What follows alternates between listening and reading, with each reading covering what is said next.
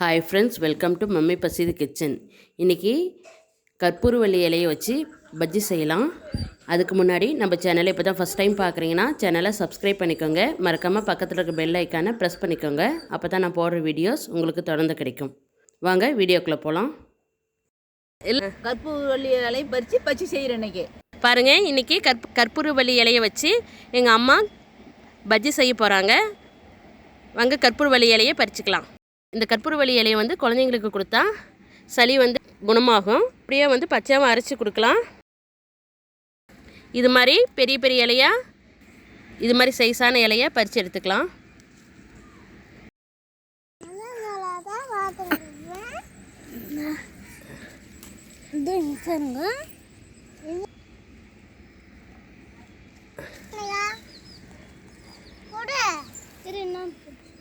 இதை வாரத்துக்கு ஒரு முறை குழந்தைங்களுக்கு கொடுத்தா சளி பிடிக்காது. இது எங்கள் பாப்பாங்க அப்படியே பச்சையாகவே சாப்பிடுவாங்க. பாருங்கள், இலையை பறிச்சாச்சு. பாருங்கள், துளசி செடி கூட இருக்குது. துளசி இலை, கற்பூரவள்ளி, இந்த இலையெல்லாம் பறித்து வாரத்துக்கு ஒரு முறை குழந்தைங்களுக்கு கொடுத்தா சளி அறவே இருக்காது. அடிக்கடி குழந்தைங்களுக்கு சளி பிடிக்காது. இலையை பறிச்சாச்சு. இதை நல்லா க்ளீன் பண்ணிவிட்டு பஜ்ஜிக்கு யூஸ் பண்ணிக்கலாம். பாருங்கள், இது மாதிரி நல்லா க்ளீன் பண்ணிக்கலாம்.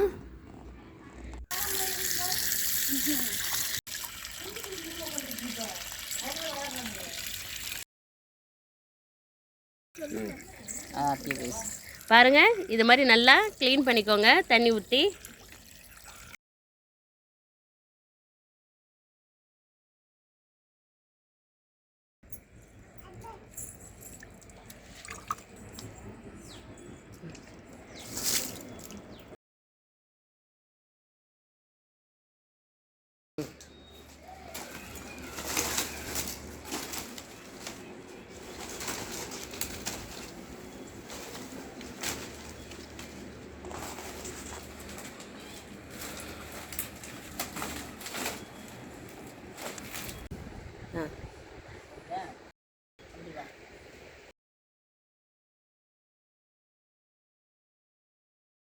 பஜ்ஜிக்கு மாவு ரெடி பண்ணிக்கலாம். கடல மாவு எடுத்துக்கலாம். தண்ணி கொஞ்சம் கொஞ்சமாக ஊற்றி பிணைஞ்சிக்கலாம்.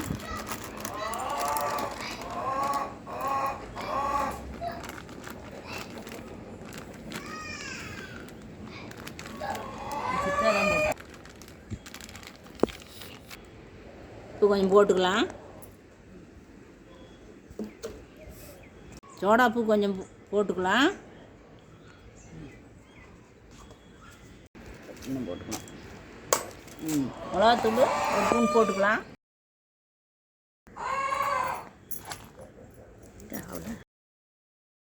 தண்ணியை கொஞ்சம் கொஞ்சமாக ஊற்றி பிணைஞ்சிக்கோங்க.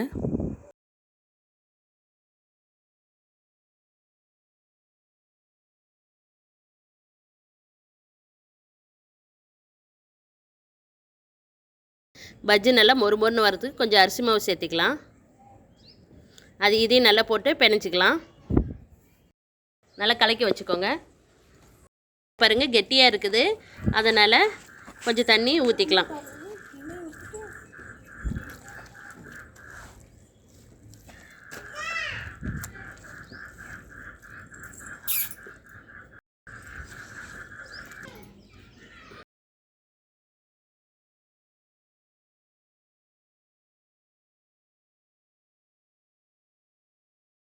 பாருங்கள், இது மாதிரி பதத்துக்கு மாவை கலக்கி எடுத்து மூடி போட்டு வச்சிடலாம்.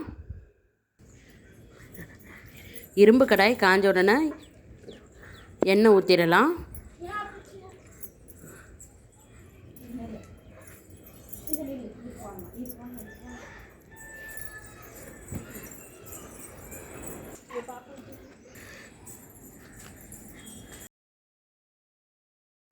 இரும்பு கடாய் காஞ்சிருச்சு. எண்ணெய் ஊற்றிடலாம்.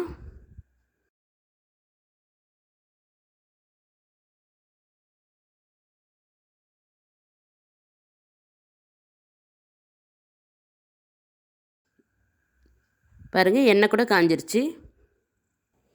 இலையை எடுத்துட்டு மாவில் நனைச்சி எண்ணெயில் போட்டு 2 சைடு நல்லா வேக விடலாம். இது மாதிரி காம்பு இருக்கிறத கட் பண்ணிக்கோங்க. அப்போ காம்பை பிடிச்சி நனைச்சி போடுறதுக்கு கரெக்டாக இருக்கும். இப்போ லீஃப் ஷேப்பில் வந்துருக்குது பாருங்கள். நார்மலாக பஜ்ஜி வேக விடுற டைமோட இது கொஞ்சம் வேக விடுங்க. ஏன்னா இலை தடிமனாக இருக்குது. இலை நல்லா வேகணும். இலை வந்து பச்சையாக இருந்தால் ஒரு சிலருக்கு பிடிக்காது.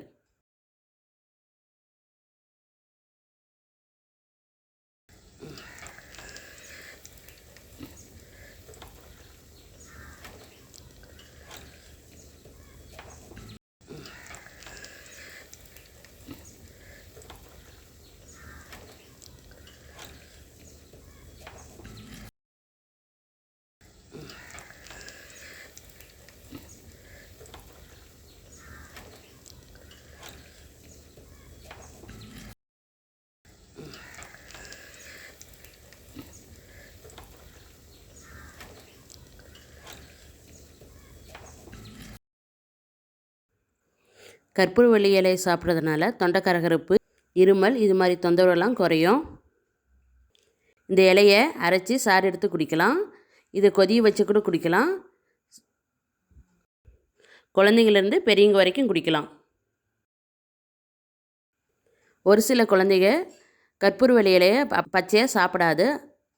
அதனால் இது மாதிரி பஜ்ஜி செஞ்சு கொடுத்தா குழந்தைங்க விரும்பி சாப்பிடுவாங்க.